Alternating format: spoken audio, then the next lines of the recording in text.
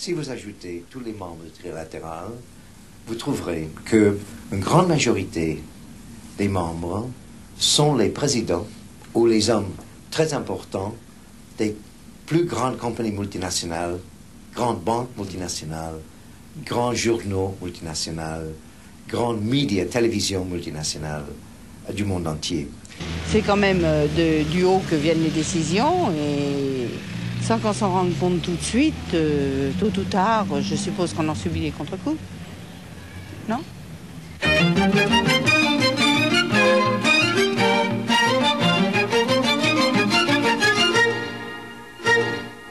Ici Pierre-Olivier, bonsoir. Un télémag un peu spécial cette semaine, par son heure, son jour de diffusion, mais aussi par son contenu et par sa forme. Un contenu et une forme qui sont ceux de Richard Vigneault et de Pierre Leduc, et qui ont été élaborés en filigrane, comme on dit parfois, sur les événements internationaux des derniers mois et sur le rôle qu'y ont joué les États-Unis d'Amérique. Mais de quoi s'agit-il donc? D'un dossier d'une 50aine de minutes environ, à propos d'une commission qu'on appelle la trilatérale et qui constitue, vous le verrez d'ailleurs dans un instant, qui constitue un des lobbies les plus puissants des États-Unis. Un homme y a notamment été associé. Il s'appelle Jimmy Carter. Il est aujourd'hui président des États-Unis. À ce titre, il doit prendre et il prend des décisions qui nous affectent tous. Eh bien, c'est d'autant plus important, d'autant plus urgent que l'ordre mondial est aujourd'hui remis en cause. Et il l'est parce qu'on est entré dans une nouvelle période de guerre froide et que cette guerre pourrait se réchauffer si on y prend garde. À Washington, Jimmy Carter a dû revoir de fond en comble sa politique étrangère. Il a même élaboré ce qu'on appelle déjà une doctrine Carter. La commission trilatérale était-elle en mesure de l'influencer? Et si oui, dans quel sens? Je vous laisserai la réponse, mais regardez bien, écoutez bien avant de la formuler.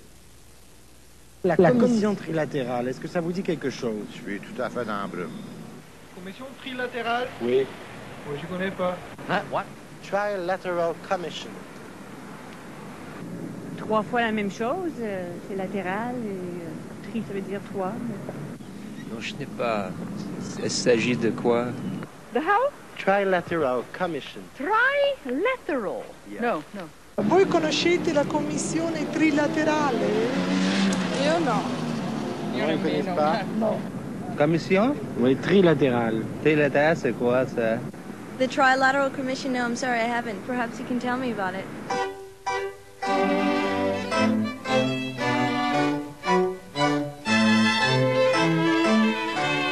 La commission trilatérale, c'est avant tout un groupe hautement sélectionné d'hommes d'affaires puissants. Leur regroupement constitue l'instrument d'application d'une nouvelle doctrine politique, le trilatéralisme, destiné exclusivement aux pays industrialisés. La commission trilatérale n'est ni plus ni moins que le club privé des nations riches. Ses 250 membres proviennent des États-Unis et du Canada, la première région industrialisée du monde, d'une dizaine de pays de l'Europe de l'Ouest, la deuxième région industrialisée, puis enfin du Japon, la dernière région industrialisée du monde.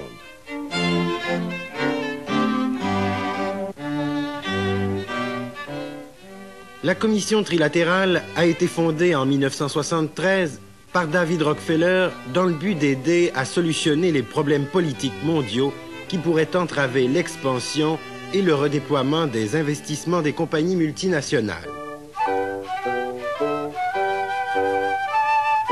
Sa composition de puissants capitalistes fait de cette esquisse d'un futur gouvernement mondial un des lobbies les plus influents de la planète. En somme, le bras politique de la finance internationale.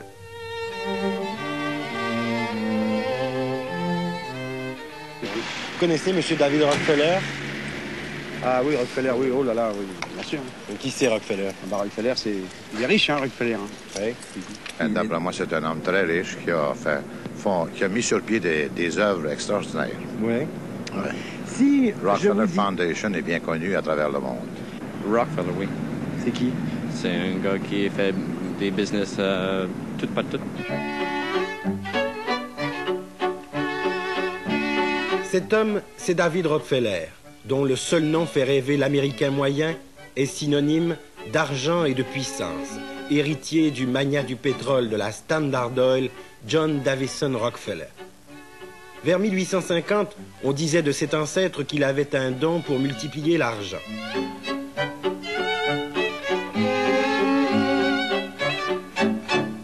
À 65 ans, et avec quelques membres restants de la famille, David Rockefeller trône aujourd'hui sur une fortune incalculable. Peu doué pour les choses publiques et muni d'un tempérament clair, il n'a pas, contrairement à son frère Nelson, emprunté la carrière politique, ce qui ne l'empêchera pas de la pratiquer dans la coulisse et de se déclarer publiquement républicain.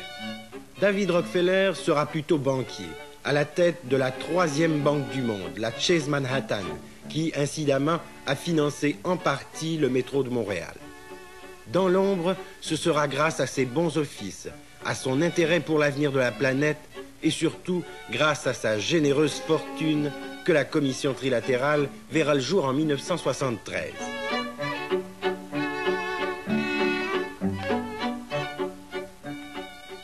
J'avais l'impression que les gouvernements du monde devaient confronter tellement de problèmes, tellement de changements qu'ils ne pouvaient pas penser à l'avenir, qu'ils devaient seulement avoir affaire avec les problèmes du jour, et que par conséquent, ça pourrait peut-être être utile si les gens privés qui étaient bien renseignés des affaires du monde pouvaient se réunir pour réfléchir d'abord quels étaient les problèmes de l'avenir les plus importants et de faire les études et de prendre les conclusions et de les donner au gouvernement.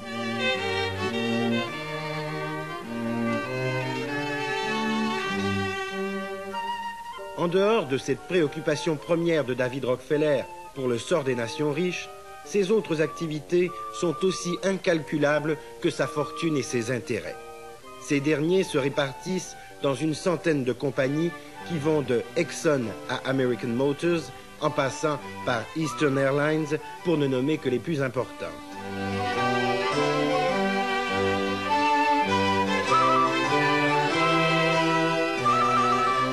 Il a été décoré par plusieurs gouvernements et est l'ami intime de plusieurs chefs d'État, dont le Shah d'Iran. Enfin, il est le porte-parole de la finance internationale.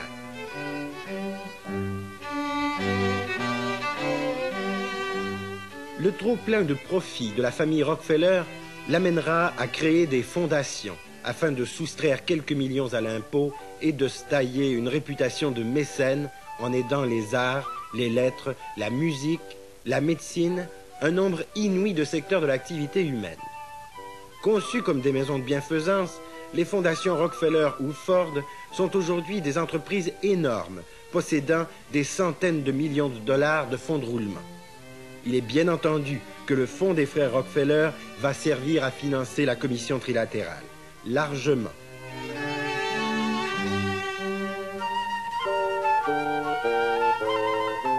D'autre part, David Rockefeller va privilégier le milieu universitaire. C'est à Columbia, d'ailleurs, qu'il repêchera le cerveau dont il a besoin pour inculquer une idéologie à la commission trilatérale. Zbigniew Brzezinski, 51 ans, spécialiste des affaires internationales, particulièrement versé dans les questions touchant l'Europe de l'Est. Pendant la guerre, il fuit la Pologne avec sa famille, qui s'installera à Montréal. Que la Pologne ait été investie par les Russes marquera Brzezinski et ses œuvres seront teintées d'anticommunisme.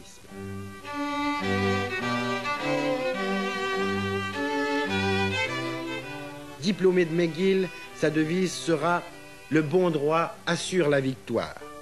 Il s'installera par la suite aux États-Unis. Comme David Rockefeller, Brzezinski possède une vision planétaire de la politique.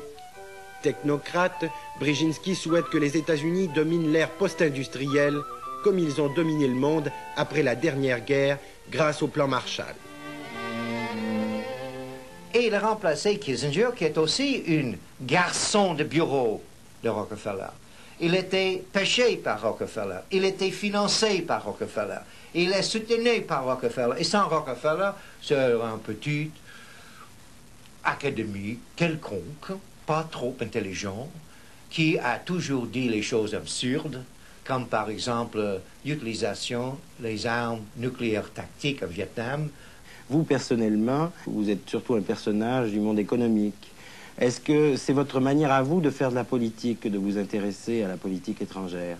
J'ai été banquier depuis 33 ans, mais une des raisons que ça a été très satisfaisant pour moi, c'est que les affaires bancaires, surtout dans une banque internationale comme la Chase, obligent un intérêt dans presque tous les secteurs, y compris la politique, parce qu'on ne peut pas agir dans les affaires bancaires dans les autres pays sans connaître les gens dans le domaine politique. Il ne gouverne pas, il dirige. Les gouvernent. C'est une petite différence, mais assez importante.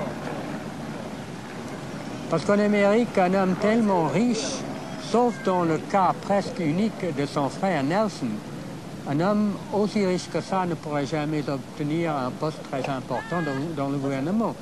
Et il semblait à des gens, soit du milieu politique, soit du milieu bancaire en particulier, j'ai appris ça depuis, qu'il y avait des problèmes d'ordre économique, politique, d'ordre de développement qui intéressaient les pays industrialisés, donc l'Europe, l'Amérique du Nord, le Japon, soit pour leurs relations entre eux et leurs relations vis-à-vis le reste du monde, que ceci était trop important pour qu'on le laisse seulement au gouvernement, trop important pour qu'on le laisse seulement aux initiatives individuelles, donc essayons de faire un cadre où des gens de bonne volonté, bien sûr des gens venant d'un groupe particulier, c'est-à-dire que des gens qui sont déjà en place, là, je ne dirais pas des nantis, mais disons des gens qui ont un certain pouvoir, vont se réunir pour discuter de ces questions-là, d'une part, et vont demander à des groupes de rapporteurs, d'auteurs, de préparer des études qui seront présentées au groupe, qui ne seront pas commanditées comme telles par le groupe, qui seront discutées par le groupe et ensuite publiées sous la seule responsabilité des auteurs. Ce palais de verre qui abrite l'Organisation des Nations Unies a été construit sur un terrain donné par la prodigue famille Rockefeller. Selon Brzezinski et son ancien patron, David Rockefeller, l'ONU est devenue le club des nations pauvres, où les États-Unis ont été trop souvent mis en échec. Les revers internationaux de Washington s'additionnent à un rythme effarant. Cuba, Vietnam, embargo pétrolier, Iran plus récemment. À l'aube de la première crise énergétique, en 1973, la commission trilatérale tentera de faire contrepoids en s'assurant des alliés solides tout en gardant l'initiative. Le Japon, l'Europe de l'Ouest et le Canada seront donc ralliés au trilatéralisme puisque non seulement ils ont emprunté le modèle de développement américain, mais aussi parce qu'ils ont en commun le rejet du communisme.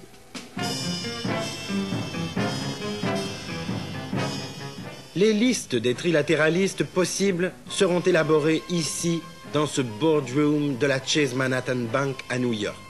Leur influence devra être énorme. En voici un avant-goût. Branche américaine. Bowie, directeur adjoint de la CIA autrefois. Caldwell, président de Ford Motor. Austin, président de Coca-Cola. John Davison Rockefeller IV, neveu de David et gouverneur de la Virginie de l'Ouest. Edson Spencer, président d'Honeywell et administrateur de la Ford Foundation.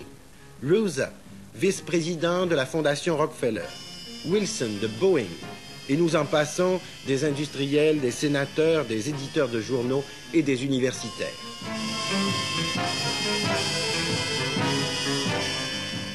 Charles Levinson est président de la Fédération internationale des travailleurs de la chimie. Dans un ouvrage au titre évocateur, Vodka-Cola, il soutient que la commission trilatérale n'est au fond que la figure de proue des multinationales qui veulent s'assurer en toute quiétude la poursuite du pillage du tiers-monde et trouvent le moyen de tout rentabiliser. L'aide au développement, la guerre comme la paix et surtout la détente.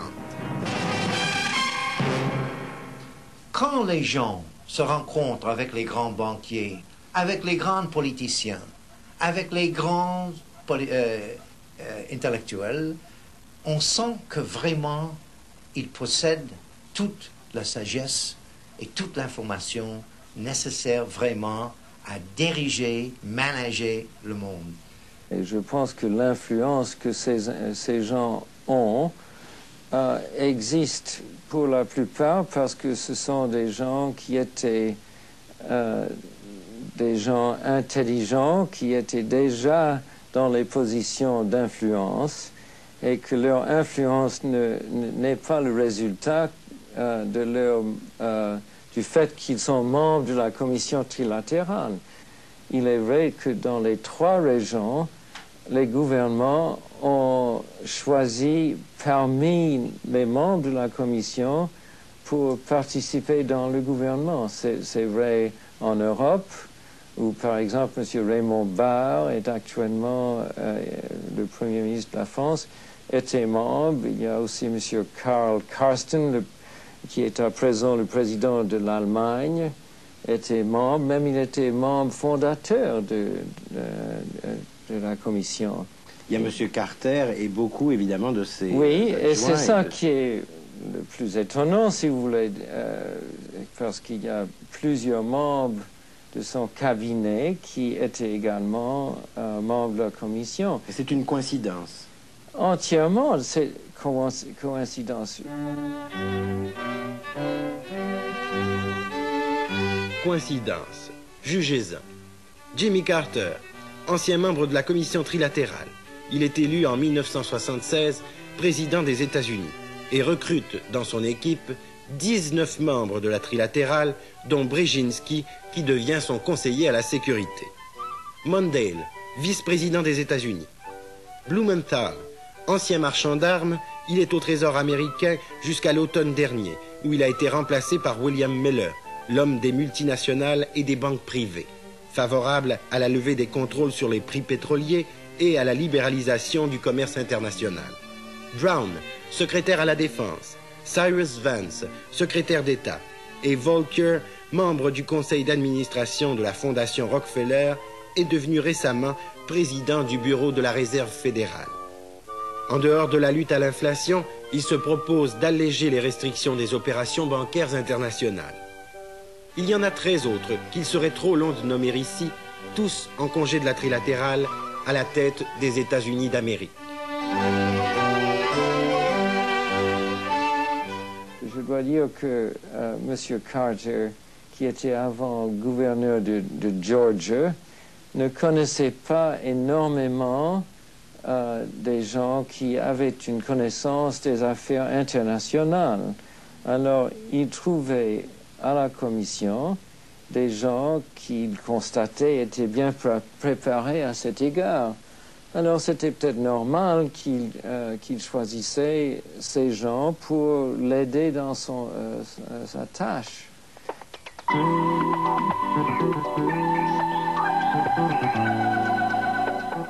Lorsque l'on sait qu'un tiers des activités commerciales, 60% de la production industrielle sont détenues par des intérêts étrangers, dont les 3/4 sont américains, on comprend que la branche canadienne de la trilatérale ne soit qu'une filiale de la section américaine. Les critères élitistes et économiques prévalent encore cependant dans le choix des membres. Michel Bélanger, de la Nouvelle Banque nationale, Mitchell Sharp, ancien ministre des Affaires extérieures, Claude Castonguay du Fonds Laurentien et même Donald MacDonald du Parti libéral. En Europe, M. Rockefeller fera une sélection qui privilégiera ses amis financiers et industriels.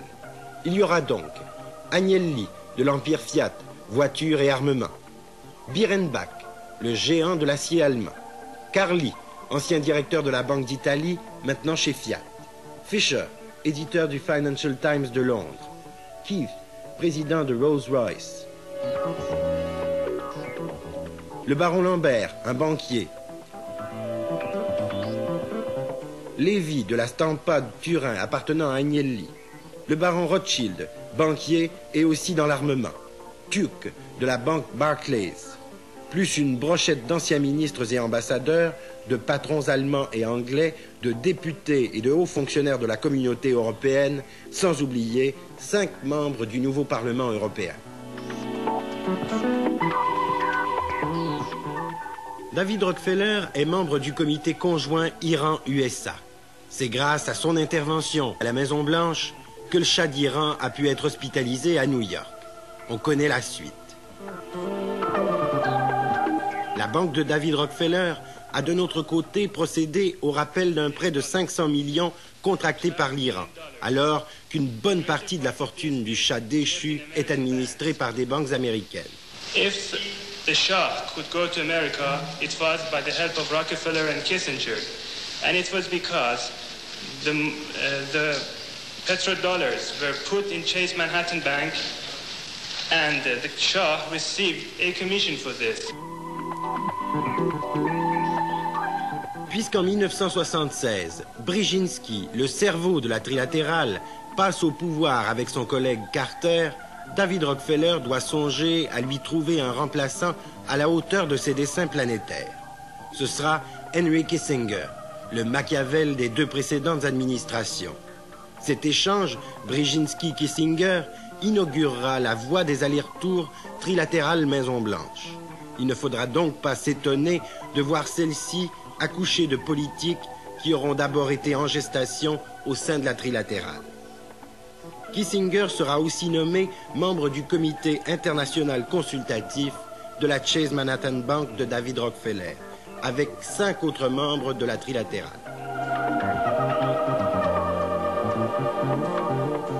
Un des objectifs principaux de la commission trilatérale a été d'intégrer harmonieusement le Japon dans le club des nations riches. La représentation japonaise au sein de la commission est à l'image de sa puissance multinationale. On y retrouve des personnalités de Japan Airlines, de la Banque de Tokyo, de Mitsui, de Nissan Motor, de Mitsubishi, de Toyota, d'Hitachi et même le président de Sony, M. Morita, qui prêche, entre autres choses, le réarmement du Japon et la création d'un complexe industrialo-militaire qui permettrait à celui-ci de posséder une monnaie d'échange avec les pays producteurs de pétrole dont il est entièrement dépendant. Jusqu'à après la dernière guerre, le Japon était l'adversaire. Ces grandes consortia politiques, les Abitsu, se reconstituaient peu à peu. Il y avait 7 Abitsu qui contrôlaient le Japon avant-guerre. Aujourd'hui, ils sont presque tous rétablis sous les noms de Mitsubishi, Mitsui, Sumitomo, etc., etc. Ils sont en train d'être intégrés dans cette structure. Ils deviennent multinational. C'est un phénomène qui date seulement 10 ans. Les membres japonais étant très influents, nous pouvons affecter l'opinion publique et par conséquent le gouvernement. Il faut également ajouter que puisque certains de nos membres accèdent à des postes au gouvernement, ils accroissent ainsi indirectement notre influence.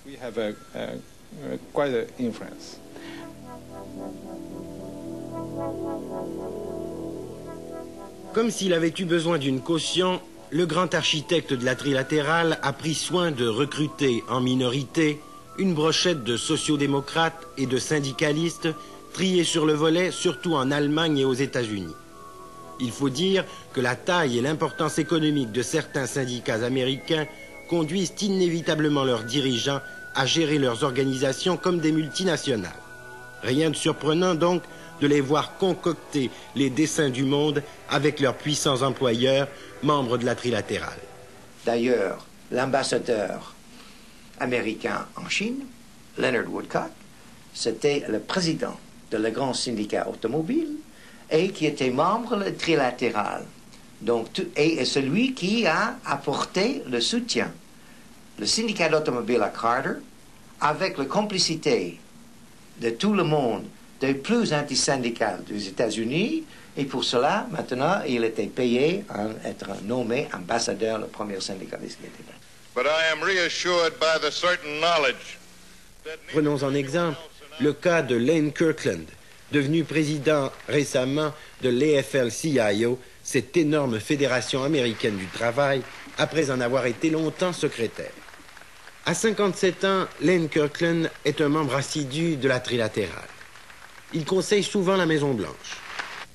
Lane, I think, has finally got across through the White House that they can have American labor as a partner, but a real partnership.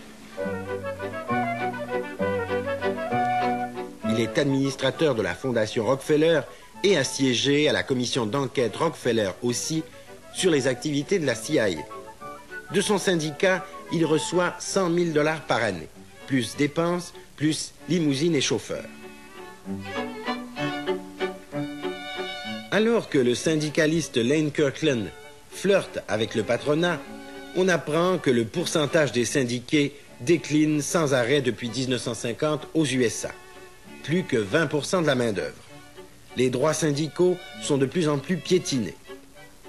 Si ces quelques syndicalistes, membres de la Trilatérale, ignorent tout cela, ils ne peuvent ignorer le rapport de la Trilatérale paru en 1975 sous le titre « The Crisis of Democracy ». L'auteur français, c'est Michel Crozier, sociologue. Dans le rapport, il constate la désintégration de l'ordre civil, l'éclatement de l'Église, de l'école, de l'armée, l'affaissement de la discipline sociale et l'inaptitude de nos chefs. Il s'en prend aux intellectuels de gauche, aux universités, à la télévision. Ça, c'est pire maintenant que c'était en 1975. Mais il y a un certain mieux, je parle pour moi, n'est-ce pas, c'est que il y a une certaine réaction qui a le mauvais côté, mais qui est, me semble-t-il, tout de même positive. C'est la défaite de la gauche en mars 1978, un renouveau d'entreprises privées, l'échec des socialistes suédois, tout cela, même les conservateurs britanniques, je crois que c'est une bonne chose, même si je suis en complet désaccord avec Mme Thatcher. Mais Crozier serait tendre pour la démocratie si on le compare à Samuel Huntington, l'auteur américain du rapport.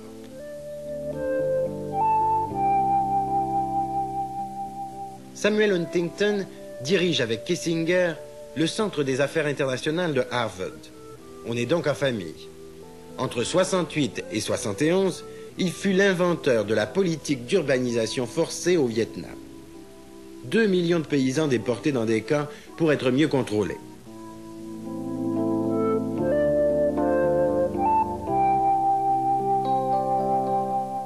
Il est actuellement l'idéologue de la dictature brésilienne et conseille d'un autre côté Brzezinski et Carter au Conseil national de sécurité. En 1975 donc, Huntington écrivait ceci pour la Trilatérale. La capacité de donner des gouvernements diminue, de même que son autorité et par conséquent la puissance américaine.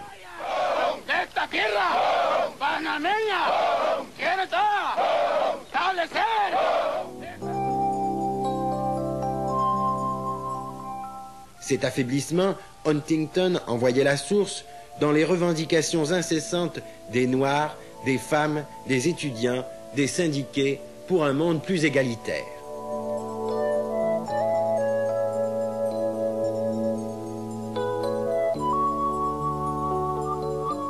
Il attaquait durement la presse comme élément déstabilisateur et allait même jusqu'à comparer le Congrès américain à une opposition communiste. Conclusion, il faut abandonner la voie de l'État-providence et adopter la ligne dure. Nous sommes dans un monde qui est différent du monde dans lequel nous sommes nés. Il n'y a pas de doute.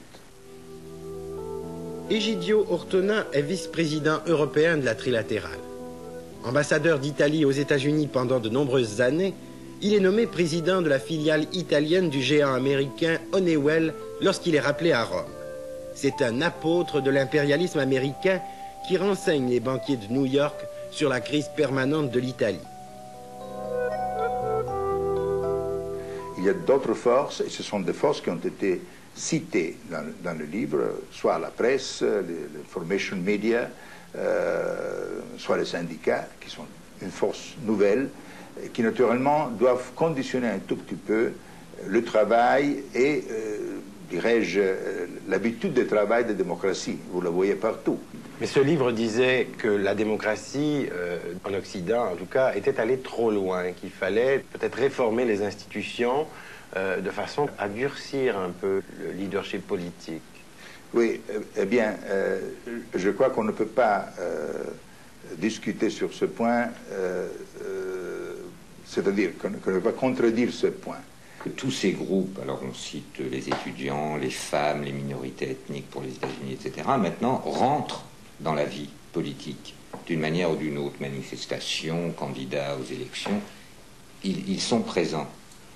Et alors, les rapporteurs disent, si tout le monde présente des revendications et des demandes en même temps, le pouvoir central croule sous ces revendications et en conséquence, il y a multiplication des difficultés de gouverner. Les sociétés, dit la Commission, les démocraties occidentales sont devenues ingouvernables. Ce mot revient, je veux dire, le sous-titre d'ailleurs, c'est la crise de la gouvernabilité des démocraties occidentales. Mais à l'aube des années 1980, croyez-vous que nos démocraties, les institutions surtout qu'on a connues jusqu'à présent, sont encore capables de gouverner? Ils ne gouvernent pas parfaitement, mais si on est intéressé à un gouvernement qui conserve les droits humains, il faut payer un prix. Et comme a dit M. Churchill, la démocratie, c'est le pire des gouvernements, sauf tous les autres. Et je crois que ça, c'est la conclusion qu'on a en tirée.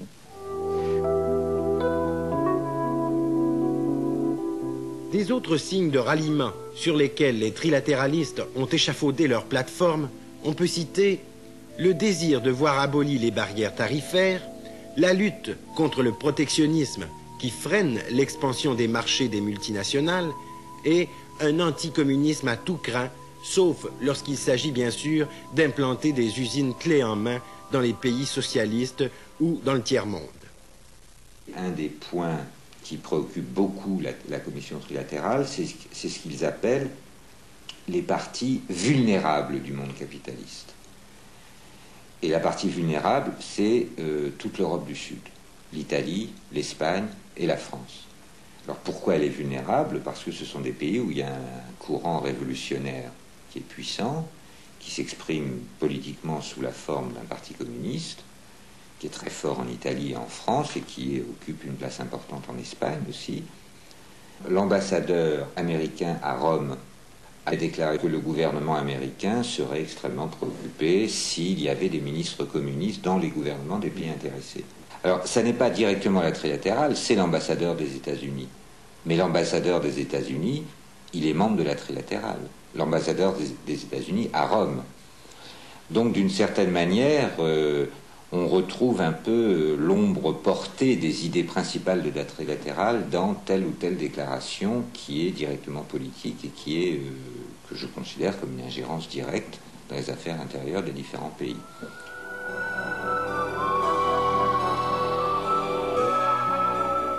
La politique extérieure américaine a été longtemps basée uniquement sur des considérations d'ordre économique et militaire. Combien de dictateurs la Maison-Blanche a-t-elle hissé au pouvoir et soutenu longtemps avant de les laisser tomber? Le Shah d'Iran, Somoza au Nicaragua, Pinochet au Chili.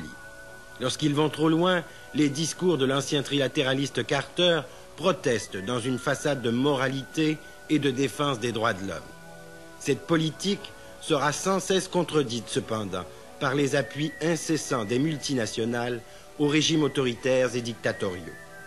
Si les firmes japonaises, américaines ou européennes, membres de la trilatérale, souhaitent l'abolition des barrières tarifaires, ce n'est pas pour s'embarrasser de barrières morales.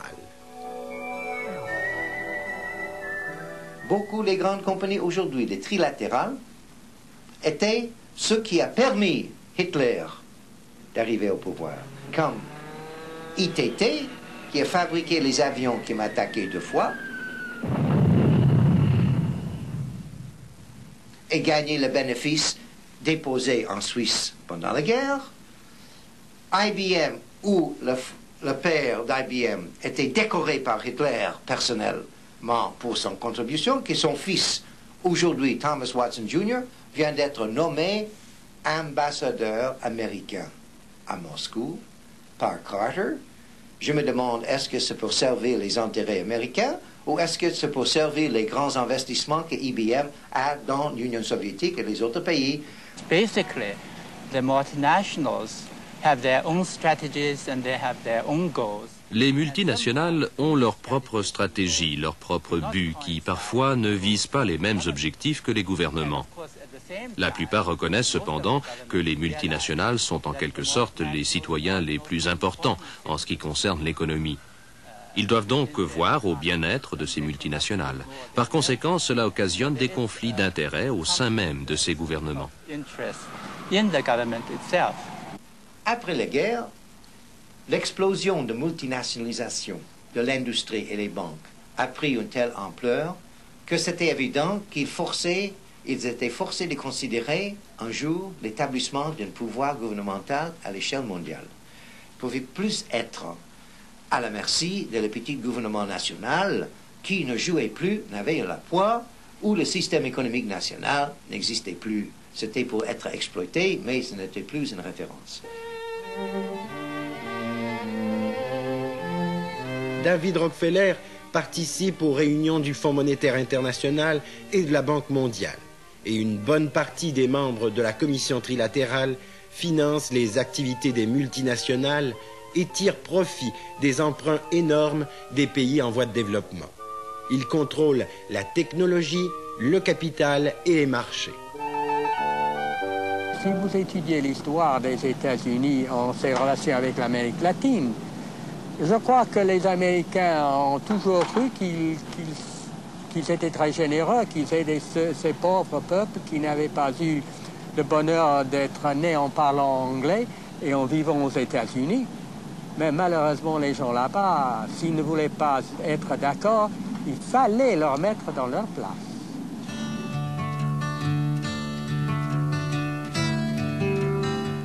En 1970, le Chili, déficitaire dans son marché extérieur, porte au pouvoir le socialiste Allende. 220 millions de dollars en crédit à court terme proviennent des Américains. Les grandes institutions financières organisent un blocus bancaire et réduisent cette somme à 30 millions.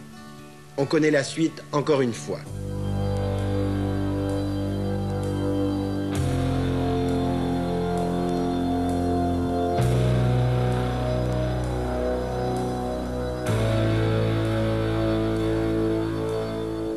Avec la junte Pinochet, les grandes banques ont à nouveau investi les marchés chiliens. 2 milliards de dollars depuis 1973.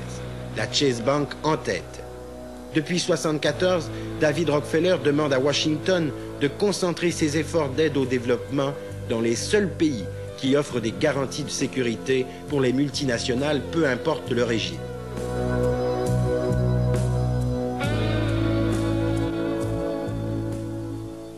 Les grands managers multinationaux sont par définition et statut amoral, pas immoral. Mais ça ne veut pas dire qu'ils n'aiment pas les enfants. Ils ne frappent pas les chiens. Ils sont aussi gentils que moi. Mais c'est une autre fonction. La compagnie a une réalité qui dépasse le tout. Et si un grand manager sacrifie le bénéfice qui appartient à ses actionnaires pour le bien-être des autres, il peut être mis en prison. Parce qu'il est, par statut de cette entreprise, obligé de maximiser le bénéfice de ses actionnaires qui sont les soi-disant propriétaires légaux. Donc, ils ne peuvent pas sacrifier le bénéfice pour des autres principes.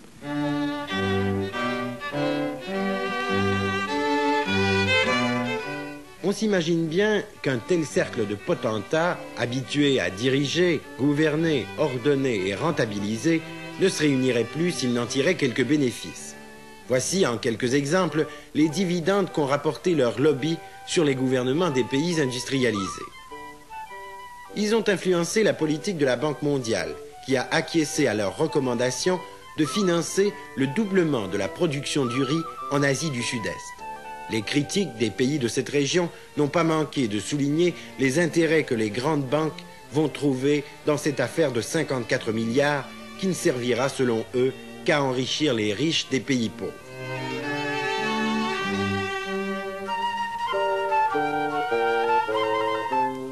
Deuxième gain au crédit des trilatéralistes. Favoriser l'ouverture de la Chine, non pas par attirance pour les révolutions culturelles ou le communisme, mais plutôt pour remplir le nombre fabuleux de contrats que représente la modernisation du géant chinois. Nous avons discuté de la Chine lors de notre dernière réunion plénière à Tokyo. L'impression que je retire de cette discussion, qui a été longue et fournie, est que nous sommes unanimes à reconnaître l'importance d'un phénomène qui est sans précédent dans l'histoire de la Chine, à savoir que la Chine est à la fois indépendante, unie et désireuse de s'ouvrir au monde. Jamais dans l'histoire de Chine, ces trois choses ont coïncidé. Depuis 2 ans, résultat de cette diplomatie de coulisses, les dirigeants chinois ont pratiquement visité tous les pays de la trilatérale.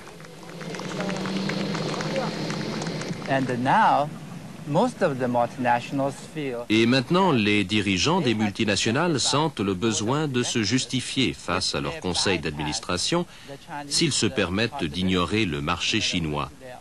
Ils doivent donc se décider rapidement, sinon ils risquent de rater l'occasion. Le capitalisme s'installe en Chine. Le capitalisme s'installe en Union soviétique, en Pologne, etc. Donc, cet vieux schéma intellectuel, politique est terminé pour toujours et il y a une intégration de pouvoirs élitistes. Donc, la question n'est plus, comme dans le passé, la lutte entre la gauche et la droite, c'est la lutte en haut et en bas. Et ça, ils ont intérêt de continuer à vendre leur idéologie dépassée, morte, pour contrôler leurs propres clients. Parce que Brejnev a besoin du capitalisme pour justifier beaucoup de choses, et surtout l'autoritarisme et un grand budget militaire.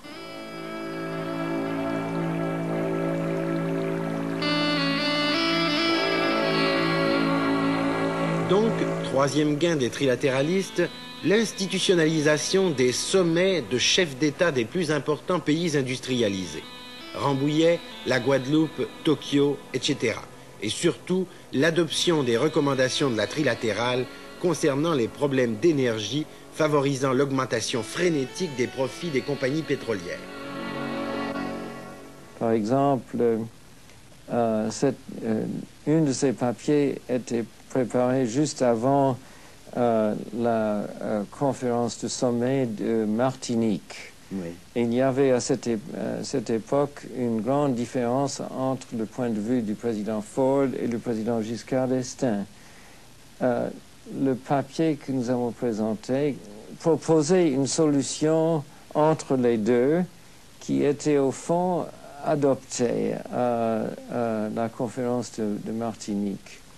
Un peu la même chose avec la dernière où notre papier avait proposé que les prix du pétrole aux États-Unis devaient être décontrôlés. Une chose que le président Carter a adoptée finalement. Je ne dis pas qu'il n'y avait pas d'autres personnes qui le conseillaient également, mais je crois que le fait qu'un groupe international comme le nôtre l'avait proposé, l'avait donné un peu de courage à le faire.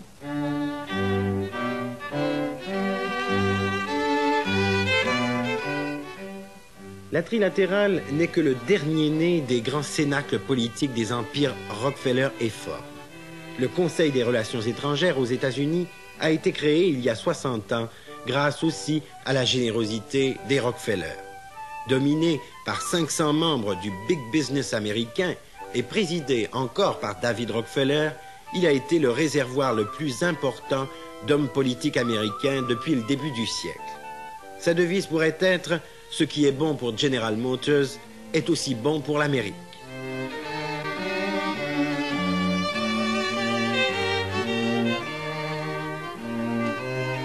En Europe, la conférence du Bilderberg, créée en 1954 par le prince Bernard de Hollande, s'est aussi penchée dans le plus grand secret sur les problèmes de sécurité de l'Occident. Des centaines de financiers, d'industriels y étaient invités par le prince Bernard, jusqu'à ce que celui-ci soit impliqué dans le scandale des pots de vin de la Lockheed Aircraft avec plusieurs dirigeants japonais en 1976.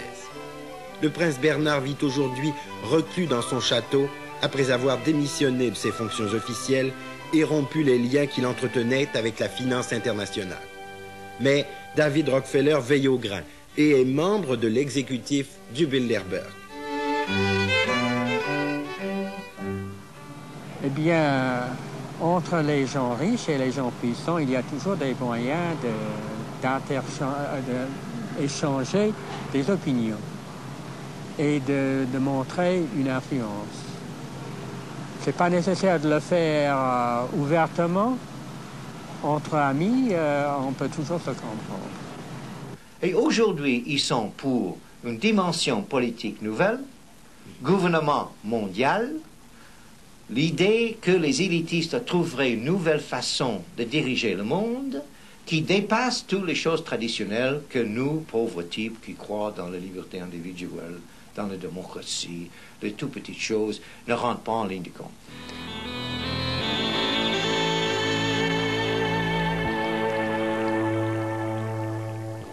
On s'aperçoit ainsi que dans leur vision globale et impériale de la planète, les grands de ce monde ont tissé un réseau de relations en circuit fermé, discret et élitiste, comme s'il n'y avait que les multimillionnaires et les industriels qui pouvaient avoir des opinions sur les problèmes du monde.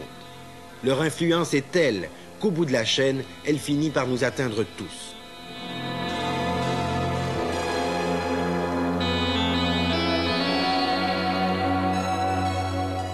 Le pouvoir politique pourra-t-il, dans l'avenir, assumer un autre rôle que celui de gérant des intérêts multinationaux? Ou continuera-t-il de confondre l'interdépendance des nations avec l'interdépendance des grandes corporations financières ou de la World Corporation de David Rockefeller?